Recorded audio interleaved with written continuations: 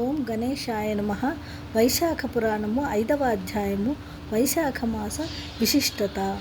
నారదుని మాటలను విని అంబరీష మహారాజు నారదునితో ఇట్లనెను. వైశాఖ మాసము ఇతర మాసముల కంటే తపోధర్మాదుల కంటే అధికము ఉత్తమము అని చెప్పిన మాట నాకు సరిగా అర్థము కాలేదు. ఏ కారణము వలన వైశాఖము అన్నిటికంటే ఉత్తమోత్తమైనదో వివరింపగోరుతున్నా అని పలికెను. అప్పుడు నారదుడు ఇట్లు సమాధానము నిచ్చెను. మహారాజా, శ్రద్ధగా వినుము. కల్పాంతకాలమున సృష్టి అంతమగు సమయమున దేవతలకును ప్రభువైన శేషశాయియగు శ్రీ మహావిష్ణువు లోకములనన్నిటినీ తన యుదరమున నిలుపుకొని ప్రళయకాల సముద్రమున శయనించి ఉండెను. జీవరూపమున అనేకత్వమున్నందిన తన మహిమ తనయందే ఉపసంహరించుకొని ఉండెను. నిద్రాంతమున వేదములు శ్రీ మహావిష్ణువును మేల్కొల్పినవి. దయానిధియగు శ్రీమన్నారాయణుడు శృతి ప్రబోధమున మేల్కొని తన ఉదరమునందున్న సర్వజీవ లోకములను రక్షింపనెంచెను. తన ఉదరమున నిలీనమై ఉన్న ప్రాణకోటికి తగిన కర్మ ఫలప్రాప్తికై సృష్టిని ప్రారంభించవలనని కోరిక కలుగగానే సర్వలోకాశ్రమమైన శ్రవర్ణ పద్మము ఆయన నాభి నుండి వెలువడెను. విరాట్ పురుషునికి చెందిన వాడగు బ్రహ్మను పురుషనామముతో సృష్టించెను. వానితో పాటు 14 భువనములను కూడా సృష్టించెను. భిన్న విభిన్నములగు కర్మనాశ్రయించిన వివిధ ప్రాణులను, వారి కర్మ ఫలానుకూలముగగు త్రిగుణములను, ప్రకృతిని, మర్యాదలను, రాజులను, వర్ణాశ్రమ విభాగాలను, ధర్మ విధానాలను సృజించెను. పరమేశ్వరుడగు శ్రీమన్నారాయణుడు తన ఆజ్ఞారూపములుగా చతుర్వేదములు, తంత్రములను, సంహితములను, శృతులను, పురాణేతిహాసములను ధర్మరక్షణకై సృష్టించెను. వీనిని ప్రవర్తింపచేయుటకై ఋషులను కూడా సృజించెను. ఋషులు ఆచరించి ప్రచారము చేసిన వర్ణాశ్రమ ధర్మములను తనకు తగినట్లుగా ప్రజలాచరించుచు సర్వేశ్వరుడగు శ్రీమన్మహావిష్ణువునకు సంతోషము కలుగునట్లుగా ప్రవర్తించుచుండిరి. సర్వోత్తములగు తమ వర్ణాశ్రమ ధర్మాలాచరించు ప్రజలను, వారి ధర్మాసక్తిని, ధర్మాచరణములను తాను స్వయముగా చూడవలెనని భగవంతుడు తలచెను. అప్పుడు ఈ విధముగా ఆలోచించెను. తాను సృష్టించిన వర్షాకాలము వర్షముల వలన బాధలుండుటచే పీడితులకు ప్రజలు ధర్మాచరణమును సరిగా చేయలేరు. అట్టి వారిని చూచి తనకు తృప్తి కలగదు. సరికదా, కోపం కూడా రావచ్చును. కావున వర్షాకాలమున ప్రజలు ధర్మ ప్రవర్తనను పరిశీలించుట తగదు. శరత్కాలమున వారి కృషి వ్యవసాయము పూర్తి కాదు. కొందరు అప్పుడే పండిన పండ్లను తినుచుందురు. నేత్రవ్యాధులు, చలి మొన్నగు వానిచే పీడింపబడుచుందురు. అట్టి పరిస్థితిలో వారికి ధార్మిక ప్రవర్తిని పరిశీలింపచూచుట ఉచితము కాదు. వ్యగ్రులై ఏకాగ్రత లేని వారిని చూచినచో నాకేమి సంతోషము కలుగును? హేమంత ఋతువున చలి మిక్కుటుగా ఉండుటచే జనులు ప్రాతకాలమున లేచి సూర్యోదయమునకు ముందుగా లేచి స్నానాధికములు ముగించుకొనజాలరు. చలిగాలికి చిక్కి ప్రాతకాలమున లేవలేని వారిని చూచినంతటనే నాకు మిక్కిలి కోపం వచ్చును. నేను సృష్టించిన ప్రజలపై నాకు కోపం వచ్చినచో వారికి శ్రేయస్కరము కాదు. శిశిర ఋతువున ప్రజలు చూడబోయినచో ఎట్లుందురు? చలి మిక్కుటముగా ఉండును. ఆ కాలమున ప్రజలు సూర్యోదయమునకు ముందుగా లేవజారరు. ఆ కాలమున తమకు కావలసిన ఆహారము వండుకొని తినుటకు సోమరులై పండిన పండ్లను తినుచుందురు. అనగా సులభముగా లభ్యమగు ఆహారములకు ఇష్టపడుచుందురు. చలికి భయపడి స్నానము మానివేయు స్వభావము కలిగి ఉందురు. స్నాన విముఖులైన వారు చేయదగిన సభక్తికరమైన కర్మకలాపములు ఎట్లుండును? ఈ విధముగా చూచినచో వర్షాకాలము నుండి శశిరము వరకు నుండు కాలమున వివిధములైన ప్రాప్తన కర్మములకు లోబడి ప్రకృతి వివసులై ప్రజల నుండి భక్తిపూర్వక ధర్మానుష్ఠానమును ఆశింపరాదు. వసంతకాలమున స్నానదానములకు యాగభోగములకు బహువిధ ధర్మానుష్ఠానమునకు అనుకూలమైన కాలము మరియు ప్రాణధారులకు ఆవశ్యకములగు ఆహార పదార్థములు సులభంగా లభ్యమగును. సులభమైన ఏ వస్తువు చేతనైనా తృప్తి నందవచ్చును. ఈ విధముగానైనా సర్వపానిగతమైన జీవాత్మను ఏదో ఒక విధముగా నీటిని పండ్లను దానము చేసిన సంతృప్తి కలిగించి ఆ విధముగా సర్వవ్యాపియగు నాకును సంతృప్తి కలిగించు అవకాశము ప్రజలకు సులభ సాధ్యమై ఉండును. కర్మనిష్ఠులకు భక్తులెల్లప్పుడూ కర్మపరాయణులై ధర్మవ్రతము ఆచరింతురు. ఇది చేయలేని వారికి వసంతకాలము కర్మధర్మానుష్ఠానములకు తగినది. వసంతకాలమున సర్వ వస్తువులు సులభ సాధ్యములగుటచే ధర్మకర్మములు అనుష్ఠానములు దాన ధర్మ భోగములకు యుక్తమైన కాలము. నిర్జనులు అంగవైకల్యము కలవారు మహాత్ములు మొన్నగు సర్వజనులకును నీరు మొదలగు సర్వ పదార్థములు సులభములగును. దాన ధర్మములకు ప్రజలు కష్టపడనక్కరలేదు. పత్రము, పుష్పము, ఫలము, జలము, శాకము, పుష్పమాల, తాంబూలము, చందనము, పాద ప్రక్షాళనము వీటిని దానం చేయవచ్చును. దానం చేయునప్పుడు వినయము, భక్తి మొన్నగు గుణములుండవలెను. దానము పుచ్చుకొను వ్యక్తి సాక్షాత్ శ్రీ మహావిష్ణువు అని భక్తి భావన ముఖ్యము.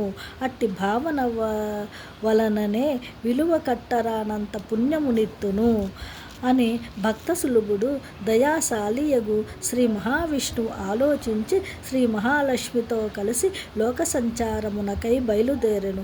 పుష్పఫల పూర్ణములగు అడవులు, పర్వతములను, లతాతరువులను, జలపూర్ణములైన నిర్మల ప్రవాహముల గల నదులను, పుష్టి గల ప్రజలను చూచుచు ఉత్తములగు మునుల ఆశ్రమములను, అందున్న ధర్మ కర్మానుష్ఠాన పరులను, మునులను, వనగ్రామ నగరవాసులైన భక్తియుక్తులైన జనులను, పవిత్ర తను అందమును కలిగించు ముగ్గులు మున్నగు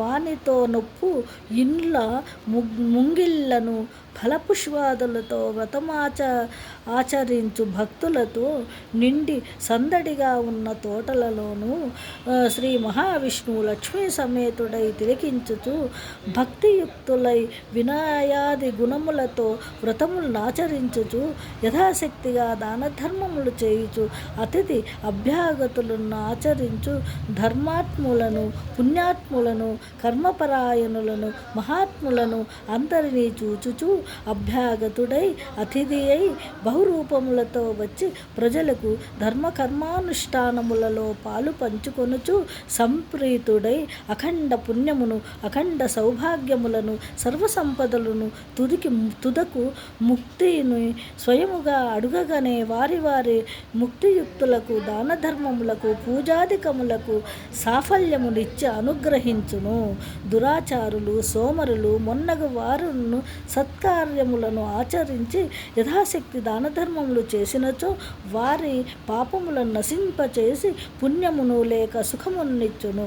అట్లు కాక దుష్టులై సోమరులై నిర్లక్ష్యముగా ఉన్నచో ఎంతటి వారినైనను యథోచితముగా శిక్షించును. కావున సోదర మానవులారా, మనమెట్టి వారమైనను మనశక్తి ఎట్టిదైనను నిశ్చల భక్తితో శ్రీ మహావిష్ణువును ఆరాధించి యథాశక్తిగా దాన ధర్మములను ఆచరించి శ్రీ మహావిష్ణువు దయను పొందుట మన కర్తవ్యము. కావున చంచలమైన మనస్సును అదుపులో ఉంచుకొని యథాశక్తిగా పూజ, దాన ధర్మములను భక్తి వినయముతో శ్రద్ధాభక్తులతో బలవంతముగానైనా ఆచరించి శ్రీహరి అనుగ్రహమొందుటకు ప్రయత్నించుట మన ముఖ్య కర్తవ్యము, ధర్మము, బాధ్యత. ఇట్లు లోక సంచారము చేయు లక్ష్మీ సహితుడైన శ్రీ మహావిష్ణువును స్తుతించుచు సిద్ధులు, చారణులు, గంధర్వులు, సర్వదేవతలు కూడా వెన్నంటియుందురు. తమ తమ ధర్మముల నాచరించుచు భక్తితో వినయముతో దానధర్మములు వ్రతములు చేయు అన్ని వర్ణముల వారిని, అన్ని ఆశ్రమముల వారిని చూచిన వారు సంప్రీతులై శ్రీ మహాలక్ష్మి సమేతుడై ఇంద్రాది సర్వదేవత పరివేష్టుడై చైత్ర, వైశాఖ, జ్యేష్ఠ, ఆషాఢ మాసముల యందు భూలోక సంచారము చేయుచు శ్రద్ధాభక్తులతో వ్రతములను పూజలను చేయు శక్తానుసారములు దానధర్మములు చేయు వారిని అందరినీ అనుగ్రహించుదురు. కోరికలను మించిన వరములిత్తురు. శ్రీహరి వైశాఖమున మత్తులై ప్రముత్తులై వ్రతాచరణము దానధర్మాధికములు లేని వారిని గమనించి వారికి రోగములు విచారములు మొన్నగు వారితో శిక్షించును. వైశాఖ మాసమున తనను కానీ పరమేశ్వరుణ్ణి కానీ ఇతర దైవతలను కానీ సజ్జనులు కానీ పూజించునను వీరందరి స్వరూపుడై సర్వవ్యాపకుడైన తనను పూజించినట్లే అని తలచి సంతుష్టుడై వరములనిచ్చును. ఇతర మాసములయందు వ్రతాది కర్మలను ఆచరించి మని తలచి వైశాఖ మాసము వ్రతము మానిన వారిపై కోపించును. అనగా శ్రీ మహావిష్ణువు వైశాఖ వ్రతము మానిన కర్మపరాయణులను కూడా శిక్షించును. వైశాఖ వ్రతము ఆచరించిన పాపాత్ముడినైనా రక్షించును. అనగా వైశాఖ వ్రతము శ్రీ మహావిష్ణువుకు ప్రీతికరమైన వ్రతము. ఈ వ్రతము ఆచరించుట వలన శ్రీ మహావిష్ణువు సర్వదేవతలు సంప్రీతులై నరకములో వరములను నిత్తురు. ఈ వ్రతమును ఆచరించుట వలన శ్రీ మహావిష్ణువు సర్వదేవతలు సంప్రీతులై వరములిత్తురు.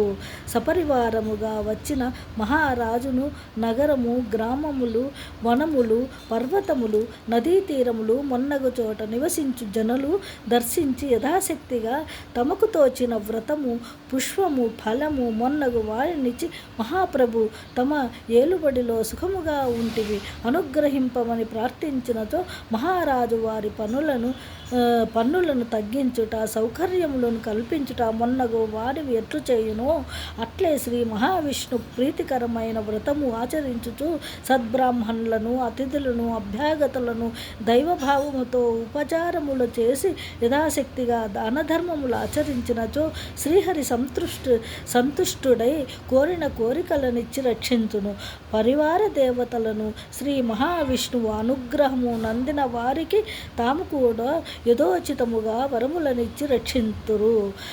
సపరివారముగా వచ్చిన మహారాజును దర్శింపగా కానుకలను ఈయక ఉన్నచో మహారాజు కుపితుడై శిక్షించును. పరివారమును యథాశక్తిగా శిక్షించును. అట్లే వైశాఖ మాస వ్రత సమయమున వ్రతము ఆచరించి యథాశక్తిగా ఎట్లు స్తుతించి దానధర్మములు చేయని దురాచారాలను శ్రీ మహావిష్ణువుడు ఆయన పరివార దేవతలు యథోచితముగా అట్లు శిక్షింతురు. కావున సర్వజనులను యథాశక్తిగా ఎట్లు వైశాఖ వ్రతము ఆచరించి యథాశక్తిగా దానధర్మములను ఆచరించి దైవానుగ్రహము నందుట మేలు. ఇది గమనింపదగిన ముఖ్య విషయము. కావున వైశాఖ మాసము ధర్మరక్షకుడగు శ్రీ మహావిష్ణువు ప్రజలను పరీక్షించు పరీక్షాకాలమని ప్రతిజీవి గుర్తించి వ్రతమాచరించి భగవద్ అనుగ్రహము నంద ప్రయత్నింపవలెను. అందుచే వైశాఖ మాస వ్రతము కార్తీక, మాఘమాస వ్రతముల కన్నా మరింత ఉత్తమమైనది అని నారద మహర్షి అంబరీష మహారాజుకు వైశాఖ మాస విశిష్టతను వివరించెను. ఓం నమో భగవతే వాసుదేవాయ.